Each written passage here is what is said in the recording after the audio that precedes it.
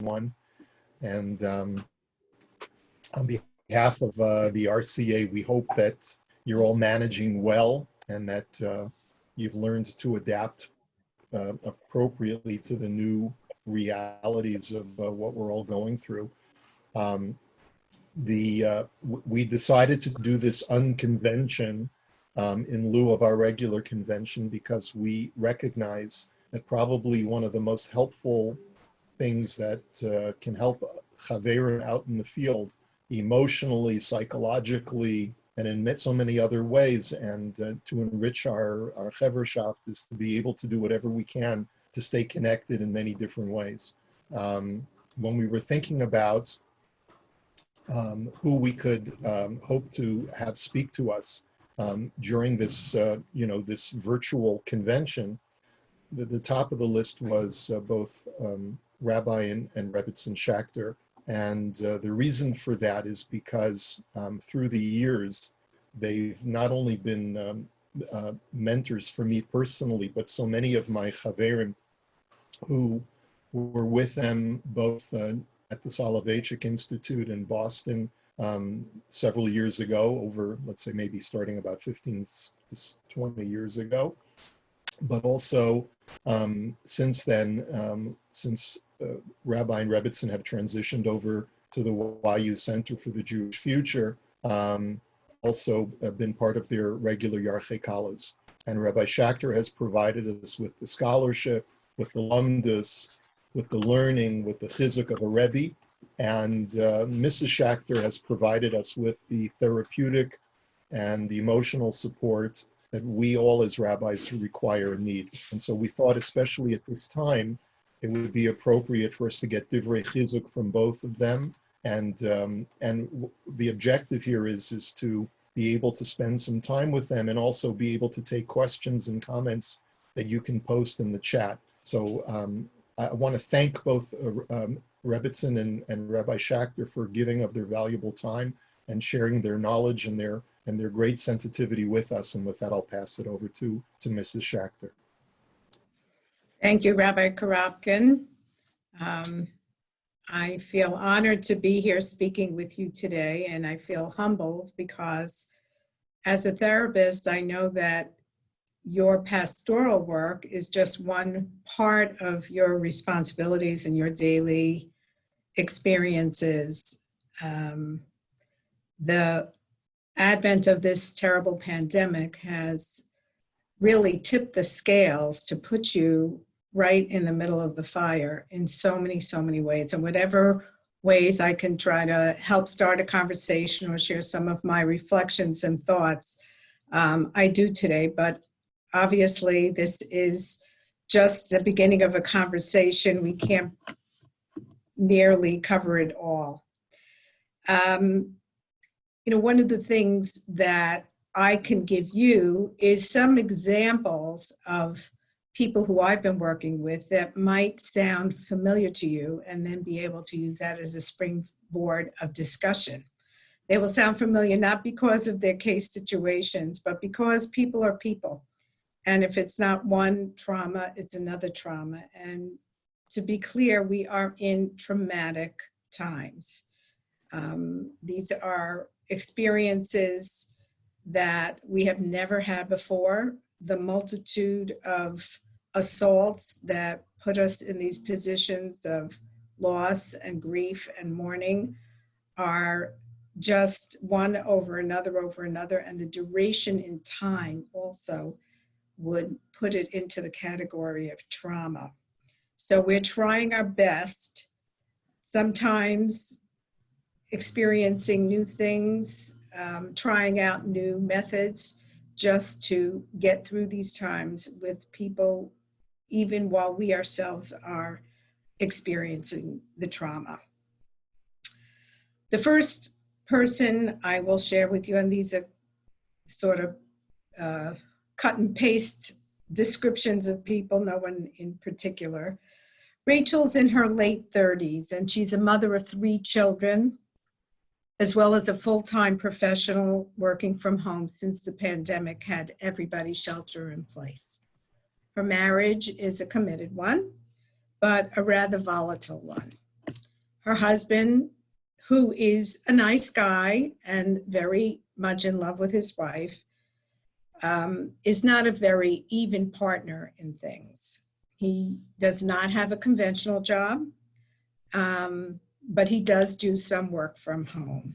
Before the pandemic, he traveled looking for other business opportunities, but now it's this woman, Rachel, her husband, and 3 young children under the age of 8, all in a small living space. The 2 school-age children are on and off their required and their elective Zoom sessions, and their toddler is being cared for by their nanny, all within the same space. The space is part of what the tension's about, but it's only the backdrop. Rachel's been under a lot of stress since March. Typically, she goes with the flow. She's not somebody who will get angry quickly, but because she sucks up so much of her stuff all of the time, when she does let loose, to her shame and dismay, she may end up hitting her children, or even, as she confessed to me recently, shaking the little one who was in the middle of a tantrum and just couldn't stop. To add to this already really stressful situation, Rachel's brother and sister, her only siblings, are both estranged from her, and her parents are elderly and both infirm. 2 weeks ago, I learned last session, her father passed away from his illness while in a rehab facility. It's not clear whether his death was caused by COVID-19 or whether it was, in fact, the end of the line in terms of the illness he was fighting. The communication with her mother was very sketchy and unreliable. So Rachel never felt she was getting the full details and information. And yet they all rely on Rachel, who's the most responsible in the family. Rachel was absolutely distraught when she found out of her father's passing via the hired help. And it just gives you a sense of just how dysfunctional this family of origin was.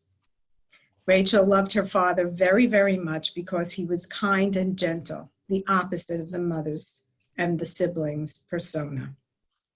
Now, not only was she grieving her father's death, but she had to sit Shiva alone, and this came after a highly modified funeral and burial.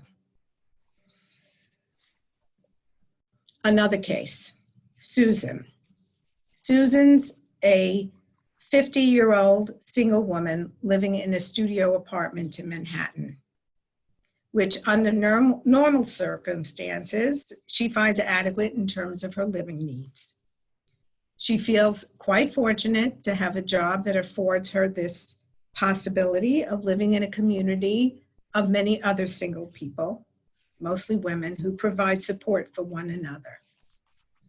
Like most of us with non-essential jobs, Susan's been working remotely from home. She cannot tolerate the small space, though, these days. The walls, as she describes it, feel like they're folding in on her. Her extended family, a small group, are busy with their own concerns, and they barely reach out to her and are not very responsive when she reaches out to them. To make matters worse, she can't go to shul, which is her usual support. And she feels let down by the shul community. She feels that they could do more, that they're very attentive to the people who don't have money or the people who don't have their health, to elderly people. But she feels, like she has felt for many years, that the singles in the community are invisible. Which highlights something that I think that rabbis as well as therapists understand very well, but bears articulation, which is that whatever pre-existing conditions or whatever ways people managed their lives in the world before the pandemic are going to be the ways that they manage the stresses of the pandemic now too. So if somebody is anxious or somebody's vindictive or somebody feels like it's everybody else's problem, then they're going to feel that way about what's going on in the pandemic as well. Poor Susan has not been able to leave her apartment building. She lives on a rather high floor. She's afraid to go out in the elevator lest there be another person in the space. Even with gloves and a mask, she limits her walking outside to very, very early or very, very late hours of the day, because even though she longs to be out in the sunshine, taking a walk, observing the spaces that brought her comfort, she's full of fear. Now, even though the rabbi's situation personally may differ greatly from these two situations that I just described, there may be enough overlap that I want to accentuate from the internal experience that would be helpful for you in understanding who you are and what you bring to each of the experiences that are now brought to you either by telephone or by Zoom, or by word of mouth. One of the fears that all of us have at one point or another, and some of us more consistently, is, are we going to get sick? The anxiety is pervasive. We don't know if we're going to get sick because this pandemic is so mysterious. Nobody knows for sure how people catch it. We know some general guidelines. We can protect ourselves in some general ways. But every day we hear about somebody who's fallen ill and we don't know how. Sometimes we can put the pieces back together, but many times we can't. So many of us, whether in the risk factor age-wise, like I am, or whether or not you're younger, we still worry. Are we, or is somebody really close to us, family, friend, congregant, going to fall ill? And what will that course of illness take? So many of us, how many of us? Nobody, I can't imagine that any of you are in that position, whether or not it's family, friends, or congregants. We unfortunately experienced the loss of our mechutin, which I know my husband is going to talk about. So many days, so many weeks, Tehillim. That's all we could do. But we worried. We worried for him. We worried for his family, which is our family. We have experiences every day, you and I, all the rabbis that are here and all the rabbis who are not, who are fearful and sit with trepidation. What if chas v'shalom so-and-so doesn't make it? How will I handle this? How am I going to handle this emotionally? How am I going to handle this pragmatically? What am I going to do when I have to go outside of my comfort zone? Will I be able to meet that standard of expectation? Either that expectation I have of myself or the expectation others have of me.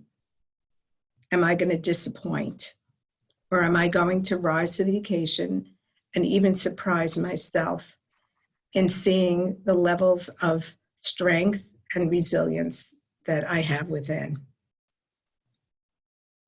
Who could have imagined burying people without a proper tahara, without family, without shoveling, without hespedim, without a normal shiva? What is this Zoom shiva? 1 week, in a matter of 2 days, we were on 9 Zoom shivas. It's horrendous. How could mourners be comforted by us? They hear our words, maybe at the graveside, but it's behind a mask and it's muddled.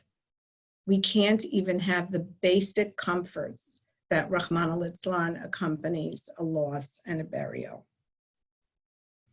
And on the other side of the life cycle, how do we, you as rabbis, help young couples and their families negotiate the logistics and the experiences of planning for engagements, for weddings, for brises, bar and bat mitzvahs?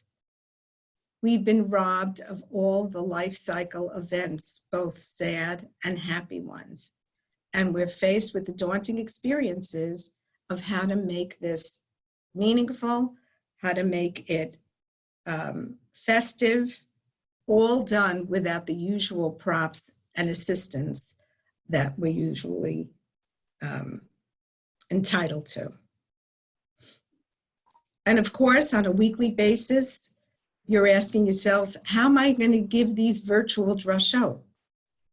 How am I going to do a song and a dance that's going to catch your attention, that's going to be meaningful when the sky is falling? So many tests, all while we, as the helping professionals, as the authorities that we have been, are feeling most afraid and most vulnerable. And then we worry, are our Balabatim going to see our fear and our vulnerability? And what do we do about that? Are we meant to cover up our fear and vulnerability? Are we meant to be human and to share in the suffering? What a moment of equalizing. How is it possible for me to be effective with my Balabatim, for my Balabatim, without standing up there at the bima, which gives us the position, the visual of being just a little bit more uplifted or higher up? How do I comfort other people and be reassuring to them when I long for that comfort and I long for that reassurance? I mentioned before the case with the mom and the 3 young children. How do I help them with these questions that they have about how do I handle my children and how to handle their fear and how to handle their questions when I myself as a rabbi have my own children, grown or not grown, children or grandchildren or both, who are asking the same questions. I don't know any better than you do. And I speak for myself when I say that as well.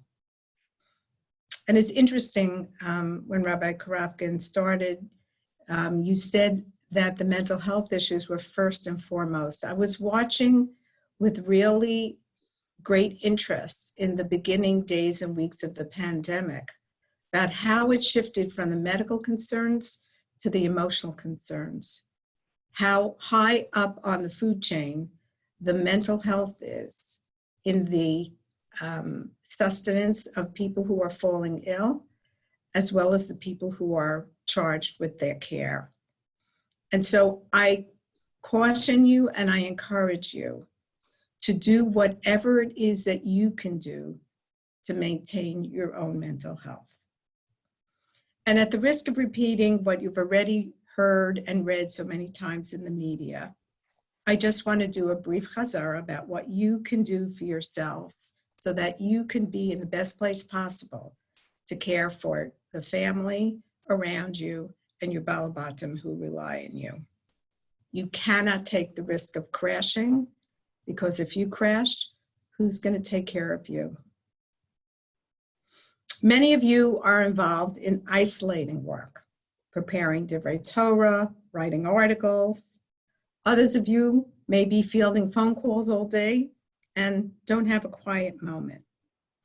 But here are some points of critical importance. And thinking about them, not only can you take them to heart for yourselves, you can share them with your spouses, with your children, with your balabatim. It's critical to maintain your basic daily routines. Have a schedule. Be prepared to adjust your schedule if needed.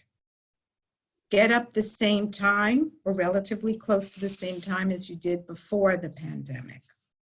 Get showered and dressed, and I don't mean in sweatpants, I mean dressed in proper attire.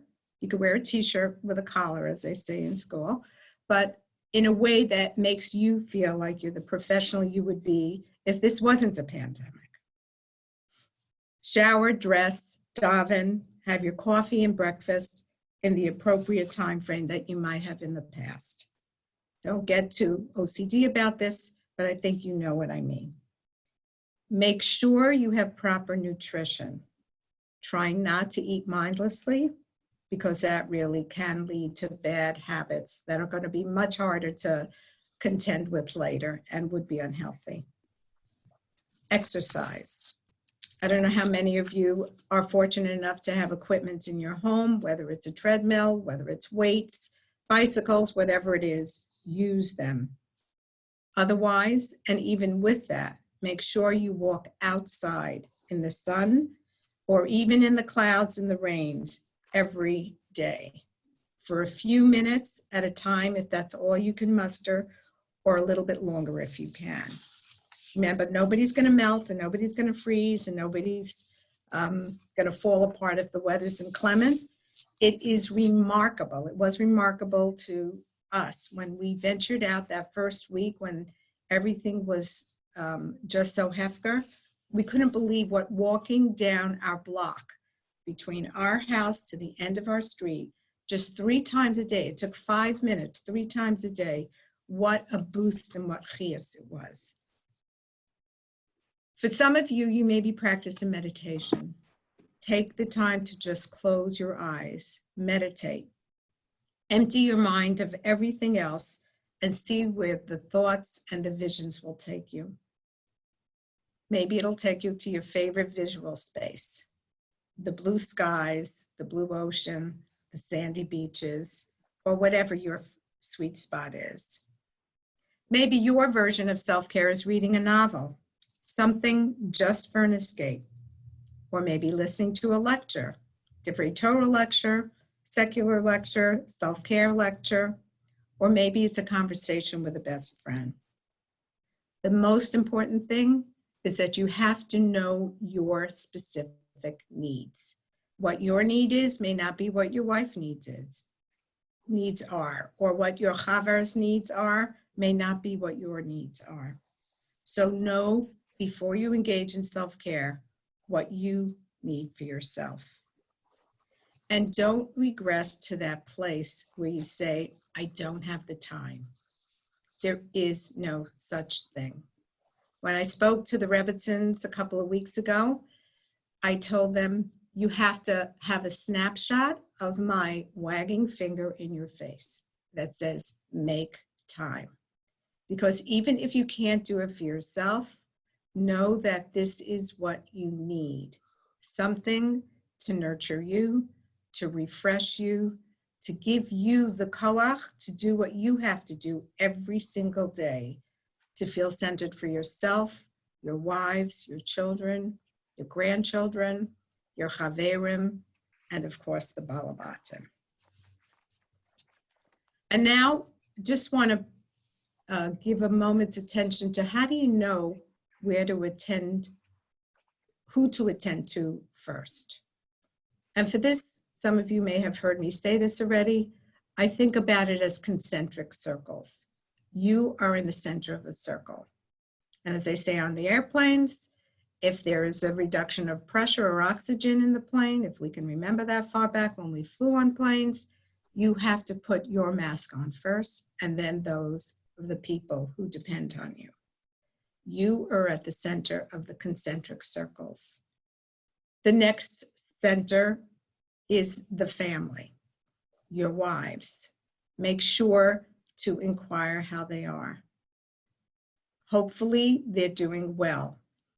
But just like 5-minute walks to the corner can refresh you and really make you feel you're much more balanced, touching in with your spouses is essential for you to have the balance that you need and for your wives and partners to have the support that they need. Because in the Rabbanis, unlike many other careers, your wives are in the trenches with you. Beyond the family are the balabatim, your extended family and friends. If you follow this path, you'll be much more successful in surviving each day and much more successful in surviving the long run. You must take the minutes it takes to guard your health. No one else is going to do this for you. What's interesting also, and something to keep in mind, both for yourself and for your children and those watching you, is in the years to come, when people write stories about these terrible, difficult, challenging times, they're not only going to write about what happened, but they're going to write about what the reactions were of the people who made the biggest impressions on them.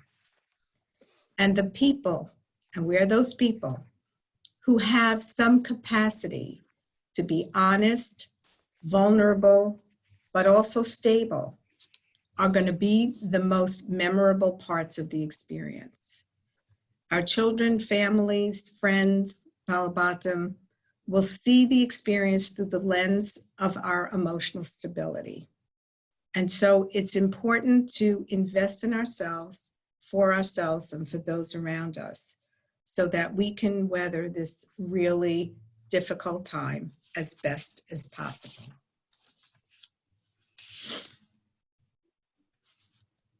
So how are you going to accomplish this? One of the things that we've been talking about is your physical and emotional self-care.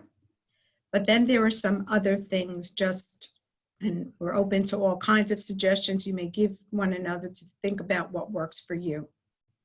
The environment, the physical environment, the spiritual environment, the emotional environment are very important. At the risk of sounding, well, whatever, I'm going to go for it. Keep your physical spaces tidy. I know this is my particular space that gives me comfort. I feel better. I feel more organized. When my outside is organized, it reflects an organized inside. One comes first, the other comes second, but work on them both because they will reflect well on one another. Your spiritual space is very important. And I know there's lots of this that is incorporated in your lectures, in your drushes, but think about your own relationship with Hashem. Give time to daven properly, or to just reflect, even if it's challenging Hashem, for all the things that you're struggling with today. Your spiritual health is as important as your environmental health and your physical health. And finally, try to be playful. Try, even within the seriousness of all this, try to listen to music every once in a while, play games with your children. There's so much on the internet that's hilarious. We received a hilarious YouTube by Modi, is that how you say his name? About the parody of The Crown. And it just made us laugh. Laughing is essential. Find your funny spaces and use them. Even in times of seriousness and in loss, we need to be able to laugh. We need to be able, even in, we think about Shivas, we're not just talking about the sadness, we're reflecting on the positive aspects of the individual who has passed. We think about the funny times. We think about our relationships with them that warms our heart. Life isn't only about the grief. The mourning includes upsides, positive experiences that we can remember, and of course, it requires us to give voice and to give space for the mourning, for the sadness, for the grief. And we do this in waves. There are going to be days that are going to feel very heavy. But if we allow ourselves to think about and reflect what is heavy about those days, we'll be able to emerge from them with the capacity to smile, with the capacity even to laugh. Limit the amount of time you immerse yourself in the negative conversations or the negative reports in the media. Some people say 1 hour. You only know what your capacity is. Open up the newspapers. There's not such great stuff there to read. Limit it. You know what you need to know. It's going to come across your screens and your computers. You won't be caught unaware. You won't be left behind. You'll know what you need to know within a short period of time. And if people, such as your friends or your family, start to engage you in negative kinds of conversation and fears, just politely stop them and say, I find that the more we immerse ourselves in negativity, the more contagious that negativity is. And the positivity is just as contagious. And the ability to think about what we will do when this passes, and in Yocheved, this will pass, that is something that balances out the struggles and the ways that we have to contort ourselves into this getting through these times with masks and gloves. But there'll be a time where we won't need the masks and the gloves. And we should think about that time and we should celebrate it. I don't know how many of you have received an email or an announcement that there's going to be some massive celebration for all the girls and boys. Actually, this was just for boys. We have to figure this out for everybody. Children who miss the opportunity to celebrate their B'nai Mitzvah celebrations properly, that there will be a communal celebration. That's very exciting. Be creative, thinking about the future, thinking about the celebrations. The way you get there is starting with the gratitude for today. Moda'ani, the first thing you do, you wake up and you say, thank you, Hashem, for giving us another day, giving me another day of good health, the capacity to do for others.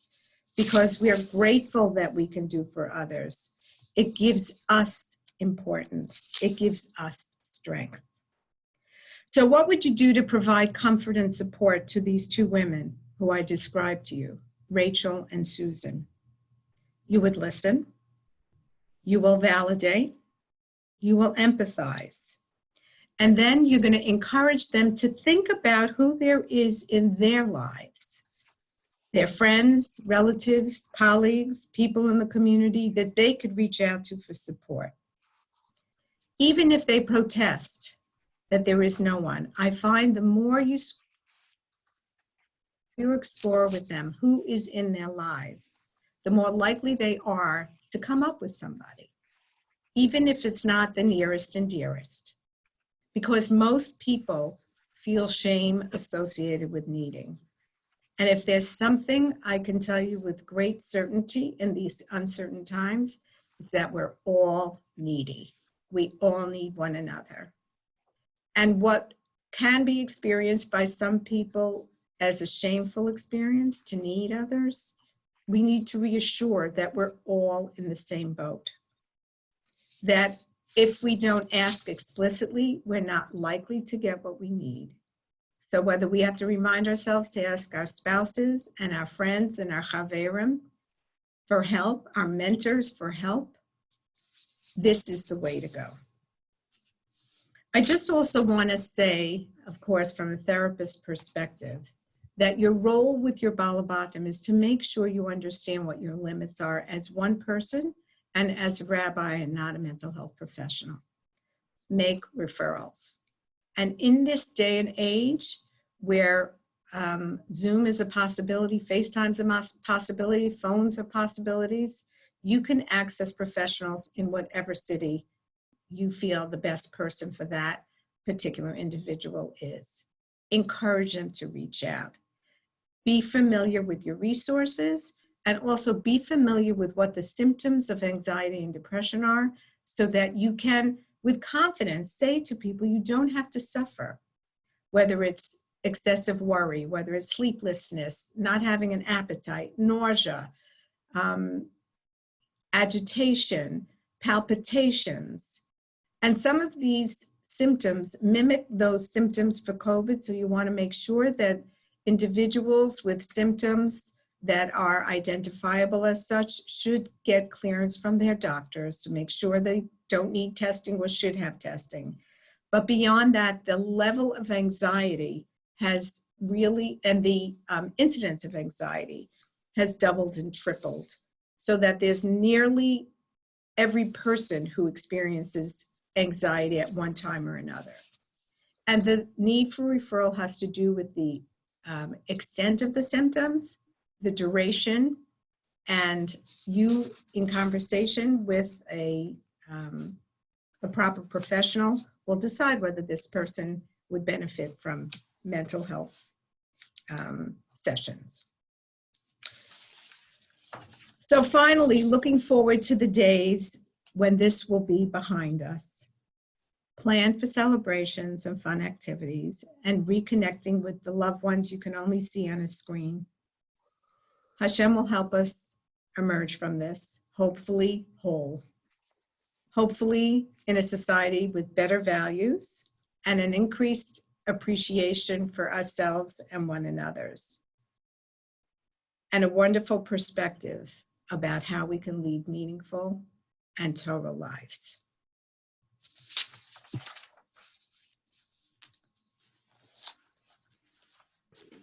Thank you very much, Rabbi Schacter. Thank you, Yocheved, very much for that presentation. Very, very grateful to you. B'shus Reb Daniel, I want to thank Rabbi Karapkin for everything that you do for us as our president and for making the call to invite both of us to participate today. Rabbi Drach, thank you for the yeoman's effort that you engage in to help us and for organizing everything necessary for this unconventional convention. And I want to say it's a privilege to share the so-called the virtual podium with Yocheved and also to see so many of you. I see in front of me so many faces, so many familiar faces, so many beloved friends. I see some of the beards are growing and some of the beards are longer than they were before. But it's really, it's a real great joy to see you. I want to divide my presentation into two parts. The first part is a historical part, which would be more academic, more objective at some distance. And the second part will be personal, will actually be very personal, will be subjective, and in fact, with no distance at all. I hope all of you have access to the sheets that I prepared, to the handout that I prepared. So Rabbi Drach, if I click share screen, what I see it's behind me. Can I do that, or could you do? Can I do that? Will I lose myself or lose anybody if I click share screen? No, you're able to share your screen. Okay, I'm clicking share screen, and I don't see it. Okay.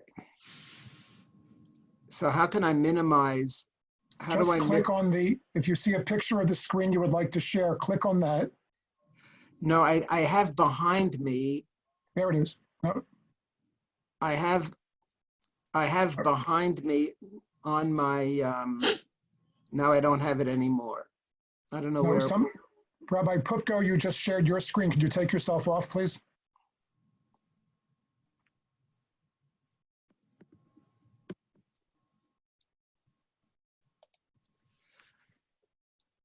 Thank you. How do I minimize this big screen? You know what? If everybody has it, it'll happen automatically. If I do what? If you just click share screen. Okay, I did. And okay. Then, when you do that, then there should be pictures of the screens that are available for sharing. But what I want to share is not on. Oh, here it is. I see it. Okay, I clicked on it. Click on it now on the bottom right. There you go. Okay, fine, I have it. Does everybody see it in front of them? Okay, yes, we do. Yes, we do. Okay, so I want to begin with the following. When I daven, very often I end up saying the same words that I always say. I mean, that's what we do. Davening is the same words. And it's rare when I have an experience, when I discover something that I didn't discover before in words that I've recited maybe thousands of times. So this past Shabbos, I want to begin with Ha'ara, which is probably obvious to you, but it's something that just never occurred to me before, and that is in Psukkah D'Zimra in Yocheved. There's a pasuk that hit me like it never hit me before. So how many times have we said this? We've said this hundreds, if not more times. And all of a sudden it hit me that the beginning of the pasuk is Lo Su'nei Elecha Ra, that bad things shouldn't happen to you. And the rest of the pasuk is V'nega Lo Yikra B'Alecha. So what's the Ra? What's the bad thing? The bad thing is a nega. So I could think of other bad things that should happen. But you have to steer it. I'll show you. Second.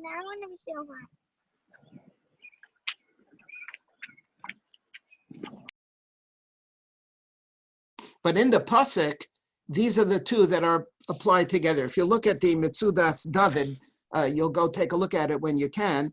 The Mitzudas David says, Lo su'una oz lo tizdame l'cha ra'a, v'nega kefal adovar b'milim shonos.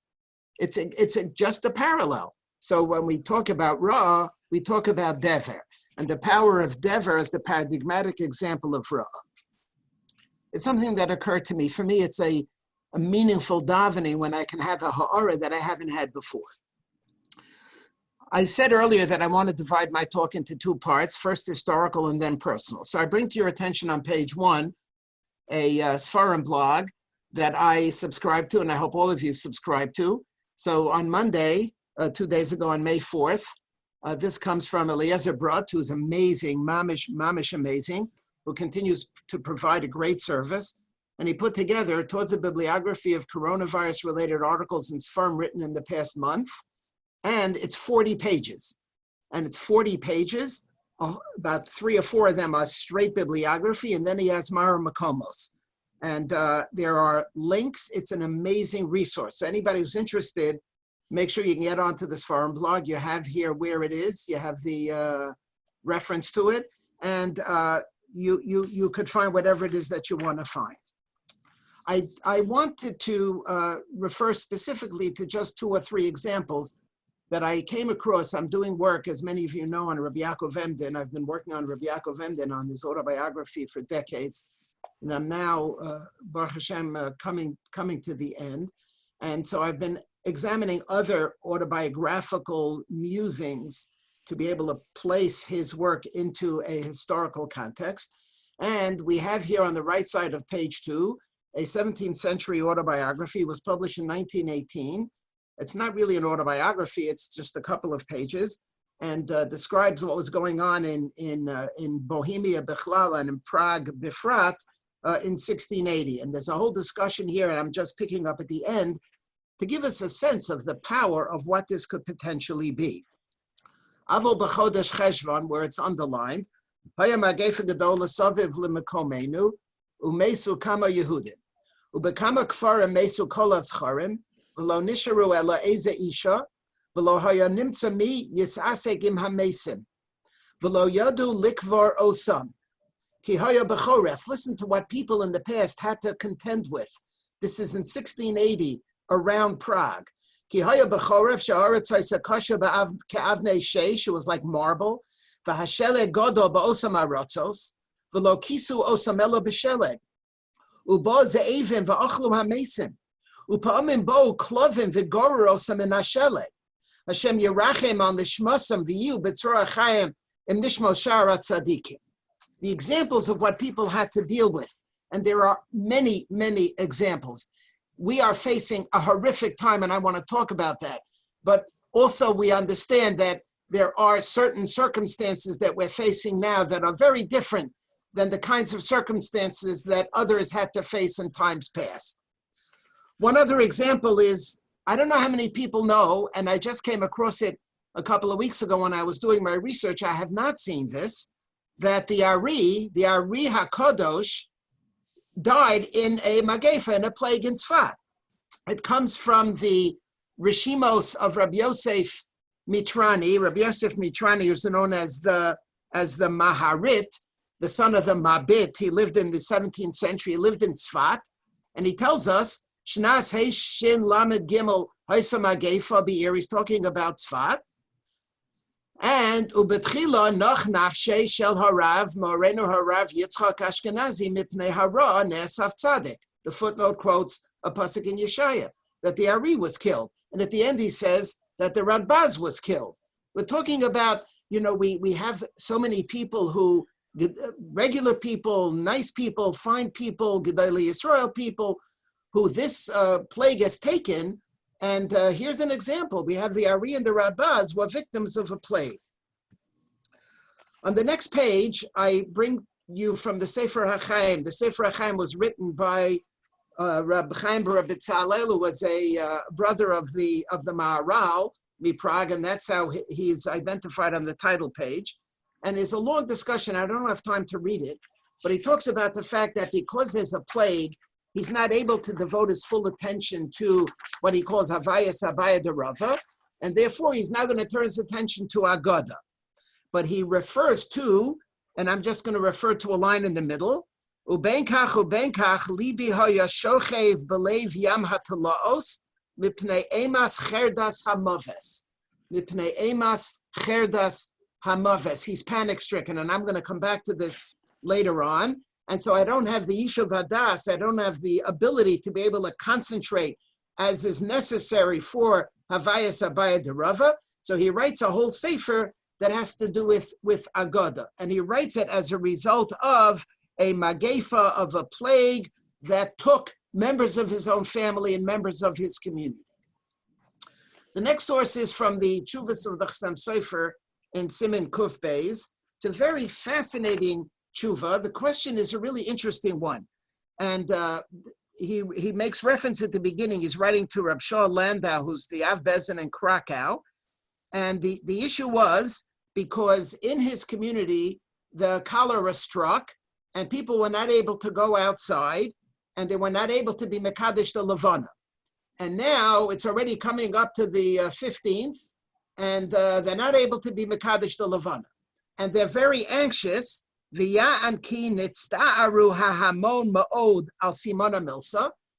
that there's a big, terrible sign because now they're not able to do this. And maybe Hashem is giving them a sign that it's all kinds of darkness. The Yodua, and here is where it's underlined, the point that I want to reference. The Yodua ki harofim mazhirim ma'od bizmana magefa b'chlal. Ubefrat b'choli hanal is talking about cholera. Shelo yitzta'aru v'lo yitnu alev shum daiga. Yocheved spoke earlier about mental health, and I want to come back to this as being centrally important. The doctors, says the Rabbi the Chassam Sofer in his response to Rab Shaul Landau, quoting doctors who say that it's really, really important not to get depressed and not to get nervous. But we have a problem now because the Jews are getting depressed because they're not able to do Kiddush Levana. And the shaila is, well, can we postpone the time for Kiddush Levana after the 15th of the month, which is when we normally no longer say Kiddush Levana? That's the question. But the context is important, and the context is Shelo Yitztaru v'lo Yitnu Alev Shum Daiga. We have that in the Sefer HaChaim, we have that in the Chassam Sofer, and the last reference is the Ben Yehoyada on page 4. The Ben Yehoyada is Rabbi Yosef Chaim Baghdad. He's known as the Ben Ish Chai. The Gemara Maseches Bava Kama on Daf Samach talks about Dever Be'ir Kanes Raglecha. It's here on the left side, in the left column, the paragraph beginning Dever Be'ir Kanes Raglecha. And he tells a story about the danger of being frightened, the danger of being anxious, the danger of being upset. And he says, Pam achas, he gives a derech mashal, v'amar arofim ma'isa b'derech mashal u'malitza. Pam achas haya cholera be'ir achas gedola, v'kodim sheneschazik hacholi, motza adam echad es hamashchis hamamuna al choli ha'cholera. V'amar lo kama nefashos atarotza likach, v'amar chamisha alofim. V'sof davar mesu ba'oso ha'ir tesvav alofim, ba'oso choli. V'yimtza ha'isha hu lo oso hamashchis, v'amar lo shikarta, she'amarto ata shaliach al mispar chamisha alofim. And yet, v'lokachta tesvav alofim. V'heshiv lo shikarti, ki lo lokachti, I took b'charbi ella al yadi ella rak chamisha alofim. V'osam ha'asara, the additional 10,000, were not that I took. Mesu machmas rov ha'pachad v'ha'ba'osa shehoya lahem ba'avur ha'choli hazeh be'ir. It's the fright that took them. And the mental health is seriously significant and seriously important. So Rabbi Brut, in his post from Monday, gives dozens and dozens of examples. And the ones that I point out, I'm not sure all of them are in there. The ones that I point out are ones that specifically highlight the fear, the concern, the worry, the tension, and the nervousness. And what I want to do is from there segue into the personal part of this presentation. And I want to be very self-revelatory. I myself personally was extremely and deeply personally affected by this entire situation. At the beginning, I was afraid. I was personally afraid. I was very afraid. I was afraid for my life. Sefer HaChaim, Eimas Cherdas HaMaves, and the Tshuva Sam Sofer, the Tsar and the Da'aga, and the Ben Yehoyada, the Pachad and the Ba'asa. And I didn't leave my house. We ordered food to be delivered. Our daughter went shopping for us. Yocheved mentioned we walked up and down the block, and that was it. And I felt nervous, I felt worried, and I felt lonely. Reminded me of Rabbi Soloveitchik's Lonely Man of Faith. I thought I had put this into the handout, but I didn't, apparently. Lonely Man of Faith, the famous beginning, the nature of the dilemma can be stated in a 3-word sentence: I am lonely. I'm quoting from Rabbi Soloveitchik. Let me emphasize, however, that by saying I'm lonely, I do not intend to convey to you the impression that I'm alone. I thank God do enjoy the love and friendship of many. I meet people, I talk, I preach, argue, reason, surrounded by comrades. But yet companionship and friendship does not alleviate the passionate experience of loneliness, which trails me constantly. In the words of the psalmist, my father and my mother have forsaken me. They ring quite often in my ears, like the plaintive cooing of a turtle dove. So there's a sense of loneliness because we're not living in the context in which we normally live. We are blessed that our children live nearby, so they can come to visit and they sit far away from us on the lawn or in the backyard, but it's not normal and it's a sense of loneliness. We don't have surrounding us the companionship and the friendship of people who we talk and preach and argue and reason with. And this brought me to another more personal statement that Rabbi Soloveitchik made. In Out of the Whirlwind, I'm reading from pages 132 to 134, he talks about how the shock of suffering brings loneliness. And he talks about the time in 1959 when he was stricken with cancer, and he got up and he had to give a hesped for Reb Velvel, for his uncle. And I'm quoting, when I eulogized my uncle, Rabbi Velvel Soloveitchik, and Reb Velvel was nifter in October of 1959 in the famous hesped of Madodech Midod, when I was eulogizing the Brisker Rav, my uncle, in the auditorium of Yeshiva University while knowing of my affliction, one nagging thought assailed my mind. Everybody in front of me, all these thousands of people are healthy, but I don't know what's going to be with me. I don't even know if I'm going to be able to accompany my daughter to her wedding canopy. The night before my operation, when my family said goodbye to me, this resonated deeply with me during this time personally. When my father said goodbye to me the night before my operation, I understood the words of the psalmist. Here it is again. Ki avi v'imi azavuni v'Hashem ya'asfeni. I'd never understood the verse. Did a parent ever abandon a child? Of course not. Yet in certain situations, one is cut off even from parents or his beloved wife and children. Community life, togetherness is always imbued with the spirit of cooperation, of mutual help and protection. Suddenly one realizes that there is no help which his loved ones are able to extend to him. They're onlookers who watch a drama unfolding. They're not involved in it. This realization brings an abrupt end to the feeling of togetherness. And so you have a sense, I had a sense. Baruch Hashem, Yocheved and I, we live together in the house. Baruch Hashem, our kids are not so far away, our grandkids. But I had a sense of extraordinary and tremendous loneliness and fear. And I became anxious. And there were times when I couldn't catch my breath.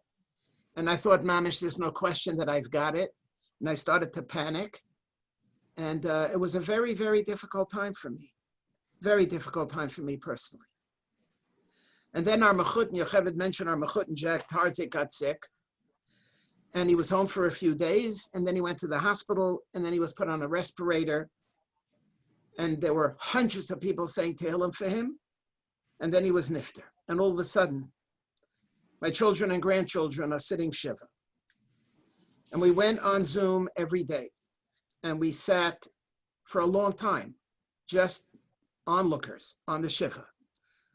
And I became more anxious. The more I sat there, the more anxious I became. Tsa'ar and da'aga, and pachad and ba'asa. who's very close now, very close. The father of our beloved son-in-law, the father-in-law of our beloved daughter, the grandfather of our beloved grandchildren. And for the first time, I, mamish, literally confronted my own death. We're rabbis. We do a lot of funerals. We have a lot to do with death. And of course, I know about it. We all know about it, someday. But I once had a chavrusa who said to me the following. He said to me, there's a certain chevra. We're familiar with a lot of chevras. So there's a chevra Telem, and there's a chevra Kadisha, and then there's a chevra Chesed. There's another chevra. It's called the chevra of Starbers. It's a chevra of people who die. That's another chevra. You know what? I'm not a member of that chevra. There's a chevra of people who die. I'm not a member of the chevra Kadisha. I'm not a member of other chevra. There's a chevra of people do that. There's a dying chevra. I'm not in that chevra. And all of a sudden, it became very real to me. And we're sitting and listening to the Zoom, and we're listening to the wonderful words said about our mechutna, and I'm thinking, what would I want people to say about me? What kind of life do I think is worth living? And I think about the centrality of my own family. Those of you who know me know that I'm a maniac, mamish a maniac for family, but now even more so. And having these thoughts, who's going to throw dirt on my aron? Who's going to throw the dirt on my aron? Like all my balabatim are going to throw the dirt on my aron. My family's going to throw the dirt. And what are they going to be feeling? What do I want them to be feeling when they're doing that? And who's going to be sitting shiva? My family's going to be sitting shiva. And what do I want them to be talking about? What do I want them to be hearing? And here's where I come to the part that I think is so relevant to all of us, because now I became the balabas. When we try to help people, there's always a divide. There's a division between the rabbi and the congregant. As much as we try to sit next to them on the bench, we're sitting next to them on the bench. We're not them. There's still a gap between them. And now all of a sudden, it's me. And now all of a sudden, I'm on the bench. And now all of a sudden, for the first time, we rabbis are on the bench. I hope you didn't have to suffer a loss as profound and as sad as the ones that we suffered in our own family. But we're vulnerable. And we don't know what's going to be. Yocheved mentioned before, we have no idea what's going to be. Hardy, healthy people get struck. And it's not mukhrach. You can do whatever you want. And it's not mukhrach that you will be spared. And we're feeling vulnerable. And we are now the ones who are exactly in the same position as our balabatim. It's not like it's yenim. Yes, I'm empathetic. I care. It bothers me. I try to help you. If I can, I hug you. I'm next to you. I'm mechabed you. I'm mechazik you. Yeah, I know. But now we are in the same position. And I think that's an extraordinary place. It's unusual for us to be. I'm on the bench.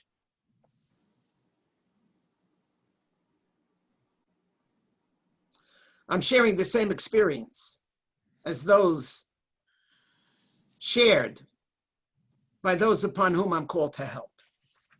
And I want to share with you two thoughts that I found helpful. We're now on page 5.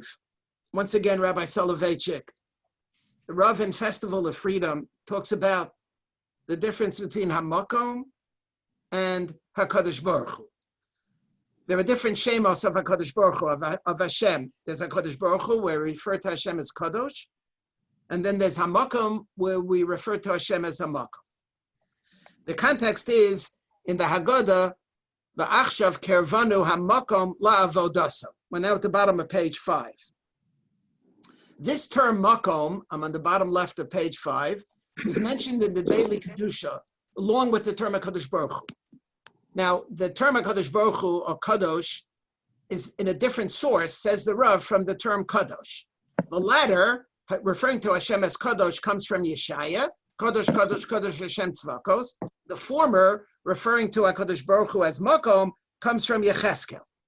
And he quotes the Gemara in Chagiga, at the top of the page, the Gemara in Chagiga on Daf Yud Gimel Amud Beis. Lamai Amar Rava, Kol Shara Yecheskel Ra Yeshaya. Lamai Yecheskel Dome, Le Ben Kfar Shara Es HaMelech. Lamai Yeshaya Dome, Le Ben Krach Shara Es HaMelech. Says Rabbi Soloveitchik. Isaiah saw the master of the universe He is the Ben Krach. He's living in the city. He's living in the place of the Makam HaMikdash.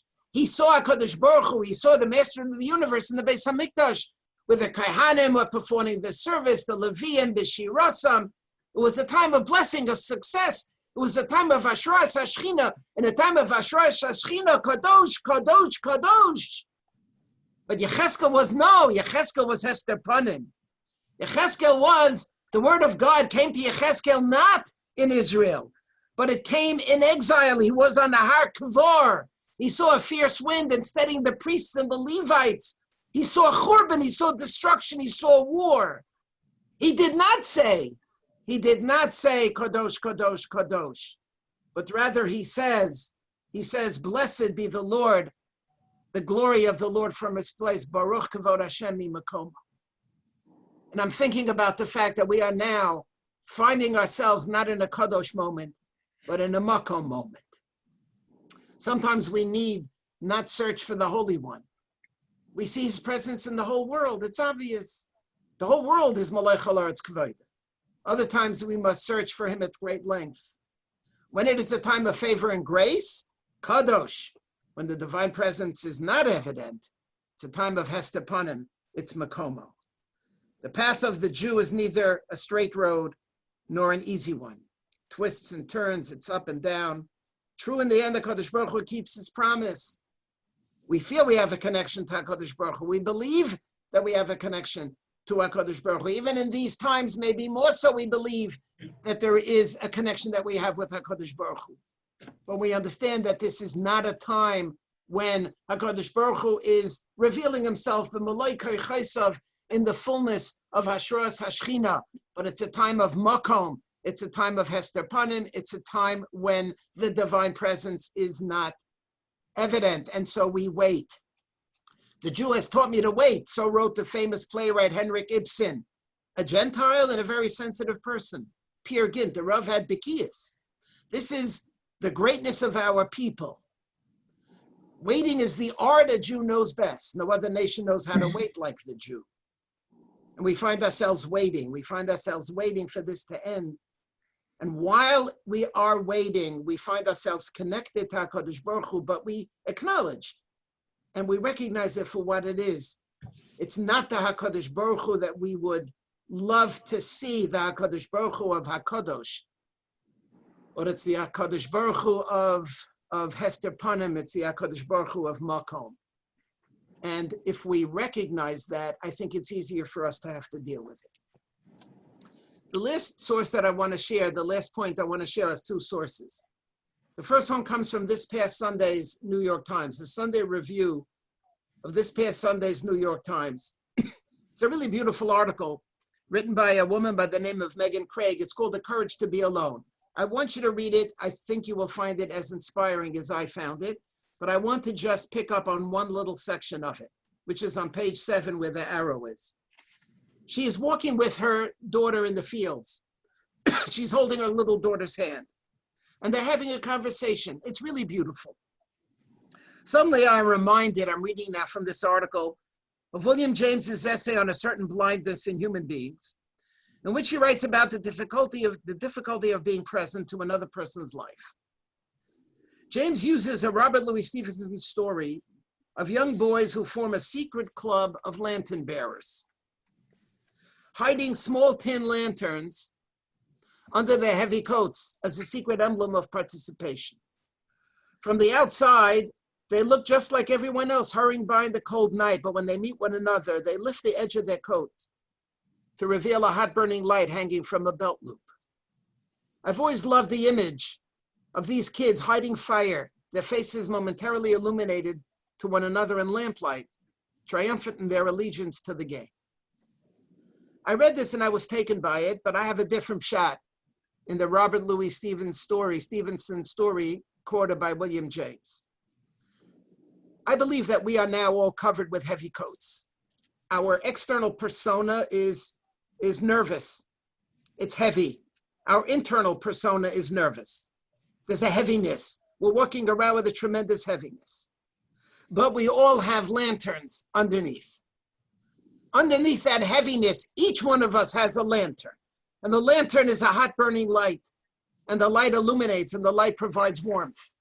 That in the heaviness of the coat, in the heaviness of the reality, inside of us, there is a lantern which provides light and which provides warmth.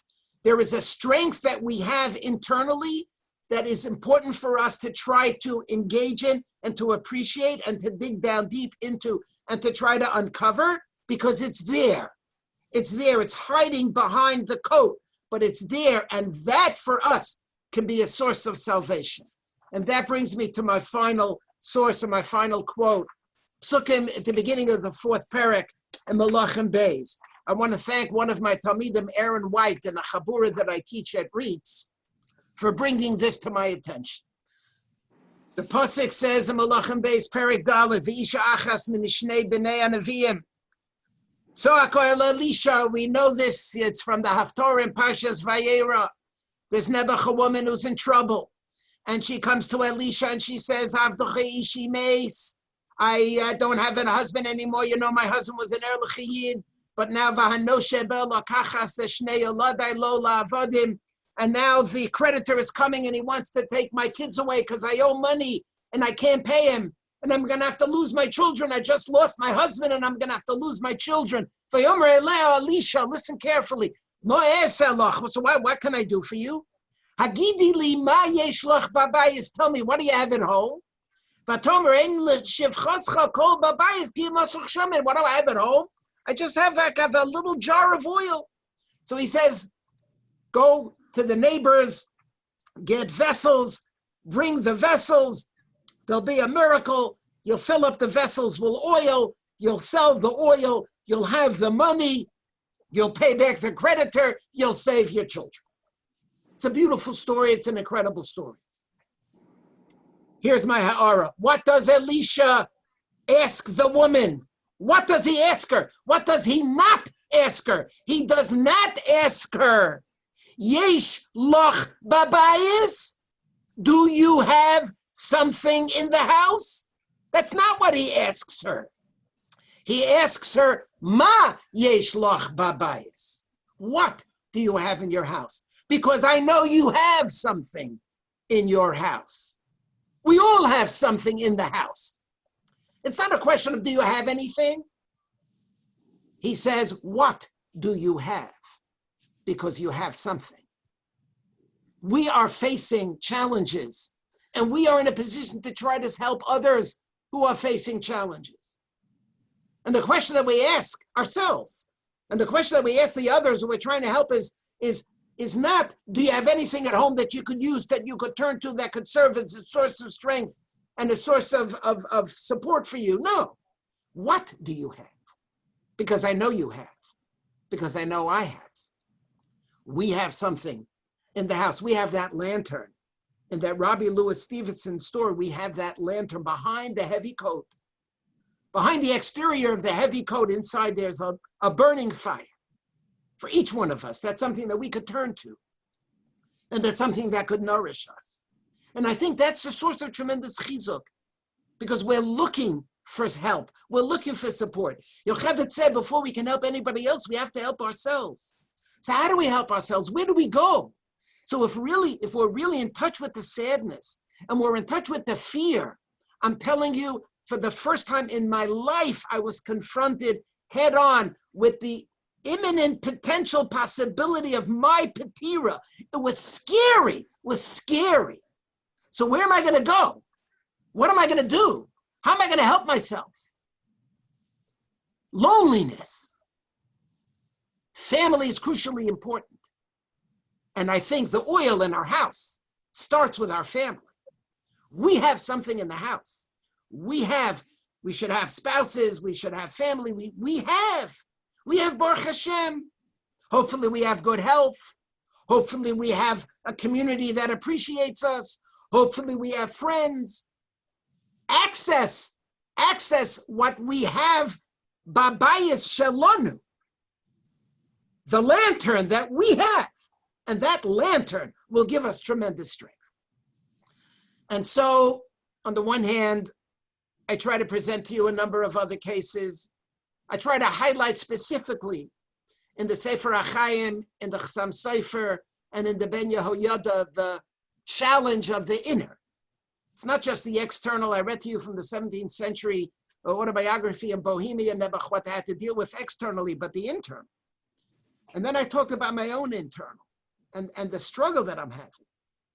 And where does Me'ayin Yavayezri, Me'ayin Yavayezri, number one, from the Ribono Shel Olam. It's not the Kadosh, it's the Makom, Ribono Shel Olam. It's not the Yeshaya, it's the Yecheskel. And we wait, and we wait, and we have tremendous belief. Tremendous belief. So number one, the help comes from the outside, from our emunah and bitachon in the Ribono Shel Olam, in the makom. And at the same time, our help comes from the inside. It comes from each one of us, what we have. The question never is, do you have anything in the house? The question is, what do you have in the house? I want to conclude, if you go back to the Ben Yehoyada, on page 4, the way the Ben Yehoyada concludes his ha'ara, the Ben Yehoyada says at the end of this paragraph, V'Hashem Yisbarach, I'm conclude now with these few lines, V'Hashem Yisbarach berachmav yevatel kol gzeros kashos v'ra'os me'aleinu u'me'al kol Yisrael v'lo yishama shod v'shever bigvuleinu ubigvul kol amo Yisrael, in the entire world, ubila hamaves lo netzach v'lo nosif l'dav va'od, amen, ken yehi ratzon. We should have the strength, the capacity to be able to do what we need to do to first help ourselves and then be in a position to be able to help those who turn to us for assistance, for advice, and for support. Thank you so much, Rebbe. If we could offer both you and Mrs. Schacter our words of tanchumin, that Hashem should give you comfort and should allay your fears, just as you have helped us. May Hashem help you as well, and we are all here for each other. We have, Rabbi Dratchev, we have about 15 minutes until the session is over. I'm wondering if either Rabbi or Mrs. Schacter would be so kind as to hang around. And if there are any questions, if you could type them into the chat section, that would be very helpful.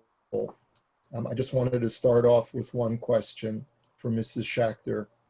Thank you very much to the both of you. And my question is, I think I'm fairly in touch with myself and my emotional states, but we never really know ourselves. What symptoms of trauma should I be looking in myself during this time? Like, how will I know if I'm suffering from PTSD or somewhere down the line? What should I be looking for in myself to know if I'm experiencing trauma that I've denied myself? A great question, because it's probably relative to your usual baseline. I think I used the words duration and intensity before when I was talking about symptoms.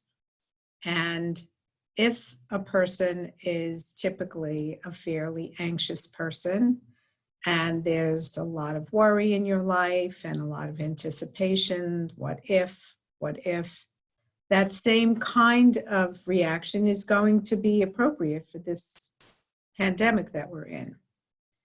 However, I think one of the things in terms of PTSD is if you have repetitive thoughts post the pandemic. Now, I know that's going to be a long time from now, but I think that there is going to be a time where you're expected to move on. I think what JJ was talking about in our language in the field of psychology is called resilience. If you feel that you're not experiencing enough resilience, if you're feeling sad a lot of the time, then that's something to evaluate. And you don't have to evaluate it yourself. You can talk to a professional, you could talk to a colleague, you could talk to a therapist friend, a mentor, and just evaluate whether, given your circumstances and your baseline of operation and internal states, if what you're experiencing needs attention or not. It's also a self-evaluation. You know, when you are feeling like I need help, it doesn't matter if somebody else sees it as PTSD or you do.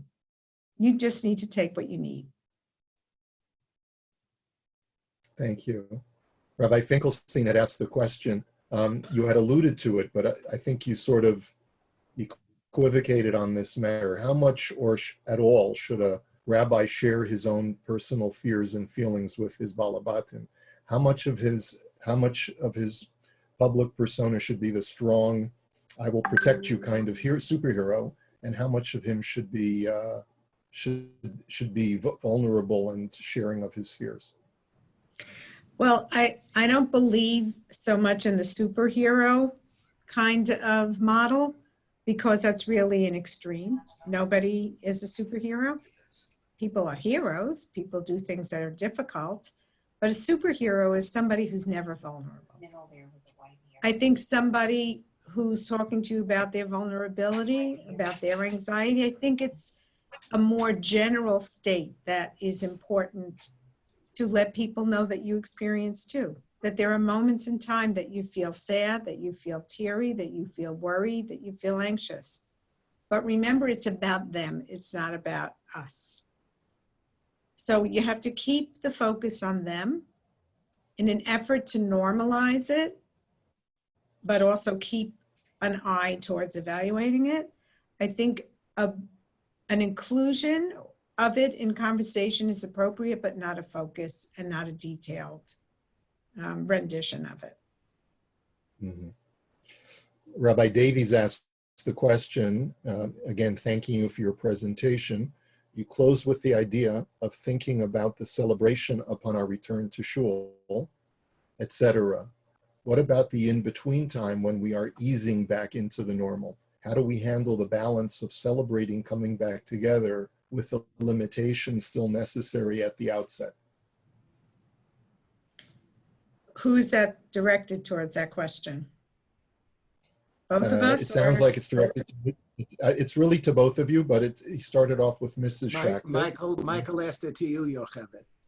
Okay, I would say that it's a very sensitive mindset, that each so-called step forward is something to be celebrated. And it could be celebrated simply by talking about it, by shining a light towards it, by recognizing that we have some sense of security if we do. In terms of the actual manifestation of that celebration, I think it's very specific to your city and your state. The regulations are going to be different. I think we have to be very mindful about conveying to people the danger of breaking out the normal too soon, because there's a lot of danger in it. So I think that giving voice to it in words is a really good idea. You could even have a project in your shul community. Somebody might make a poem or a song, or kids could do a skit, or it could take any form. Really, I leave that to the creativity of the rabbis, the rabbinic families, and the communities. I want to jump in for a minute and to support what it was that Yocheved was saying on both of these issues. Number one, those of you who know me know that I really am a very strong advocate of the rabbi being vulnerable, and a rabbi never presenting himself as the know-it-all, because we don't. And if we do, we're making fools out of ourselves. And I think it also places us in a very distant area from our balabatim, because he's not feeling this. He knows everything. So how do I know that he can really understand what I'm going through? So I really do think it's important to be vulnerable. I read to you from Rabbi Soloveitchik, who gets up in front of thousands of people and talks about the fear that he had on the night before his operation. That's pretty vulnerable. Rabbi Soloveitchik repeatedly made himself extremely vulnerable and talked about his own inner feelings. And I learned a lot from that. And I think there's a tremendous value in that. But as Yocheved cautioned, it's never about us. The whole point is to do that for the sake of creating or enhancing or affirming a relationship with the balabas and making them feel that you understand them, you appreciate what it is that they're going through.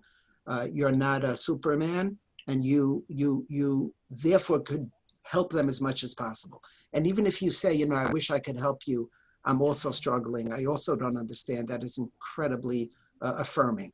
I remember the drushes that I used to give in the shul, and then Balabas would come over and say, wow, Rabbi, that was the greatest sermon you ever gave. And I would look at them like, I try to control myself, but I would wonder, like, why did they say that?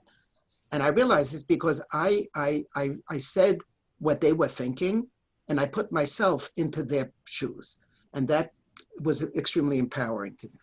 On Michael's question, I appreciate the question. Here again, I want to affirm what Yocheved said, that there's such a thing as celebrating small steps. I've shared with you over the years the notion of Reishis Tzmichas Gula Seinu. It's not Gula Seinu, it's not Reishis Gula Seinu, it's not Tzmichas Gula Seinu, but the Reishis of the Tzmichas is also already an achievement. Why is the holiday of Pesach called Pesach? Why is it called Pesach? When did that happen? They were still in Mitzrayim, Bim Mitzrayim. Why did we name the holiday of redemption for an event that preceded redemption? And the answer is because you don't have to be redeemed in order to begin to celebrate redemption. It's incremental. And if there is a way to start to ease, and as Yocheved said, you follow the Dina de Malchusa and you do it with Seichel, appreciate the small steps. And I think that's also something that's really valuable. I think our tradition teaches us that you don't need to be at the end of the road in order to celebrate even pieces of the journey towards the end of the road. I also just want to mention, and this is apropos to no particular question, the notion of resilience. And when we've done these Zoom conferences before about the state that we're in, one of the topics that comes up is the experience of the Holocaust. And I feel very clear that this is not a Holocaust, and we can't compare the experience of being sheltered in place to, God forbid, what happened in the Holocaust. However, I think the notion of resilience is something we can learn. Our Mechutin Jack Tarzik was born in a DP camp. During the whole week of Shiva, we talked about how this man had an Avas HaChaim that was incredible, given that he was raised as an only child by Holocaust survivors who lived so many years in the camps, but had the bitachon to have a family in the DP camps. What's more resilient than that? What's more hopeful than that? And I think that to capture the hopefulness of small steps, a DP camp rather than a concentration camp, a loosening of restrictions, I think it's something powerful to learn from and keep in mind. Thank you. Any other questions?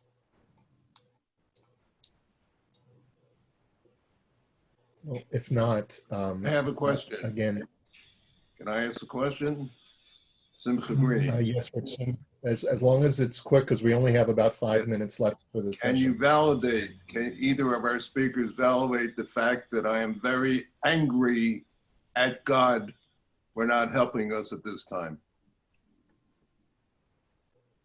Thank you, Rabbi. Anger is a very powerful feeling that has a lot of legitimacy, and it has a lot of place in our tefillos, in our Bible. I think 100%. 100%. I would certainly validate somebody who says that they're angry. I understand why they would be angry. I would try to have them appreciate that I understand why they're angry and why they feel abandoned, especially if there was a loss in their family, especially if somebody very close to them died. And this is not a din in the coronavirus. This is a din in life. I'm sure each one of us as rabbis have experienced circumstances where tragedies have occurred that don't seem to have any rational explanation whatsoever. And you have to stand there and you have to say Baruch Dayan Emes, and you feel like choking on it. I understand it. I would validate it. And I would continue to have a relationship with that person. And hopefully over the course of time, bring them to a place where they could recognize that we don't understand how God runs the world. To think that we should understand how God runs the world is outrageous, because we're only human beings, and there is a God, and we pray to this God, and we don't understand how God runs the world. Now's not the time for them to be toe-faced this. Now's the time to validate it. I understand, but you know what? Come to shul tomorrow, or get up in the morning and daven tomorrow and yell at God. Put on your talis and tefillin, light your Shabbos candles, and be angry at God. Don't stop doing because you're angry. Do and be angry at the same time. Thank you very much to both Rebbe Umori, Rav Schacter, and to Mrs. Schacter. We really appreciate your sharing of not only your time and your knowledge and your expertise, but also of yourselves. I think it's been tremendously empowering and helpful for all of us to know that we all share to some degree or another in the same feelings.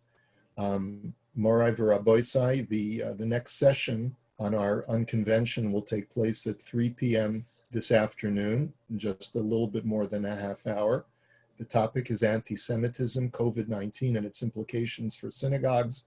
Our speakers will be RCA Tuckman, who's the Associate Director of the Center on Extremism, and Alex Rosenberg, the Deputy Director of the New York, New Jersey region of that organization. And we invite you to join and participate. Please look at our schedule for tomorrow as well, when we honor Rabbi Schacter.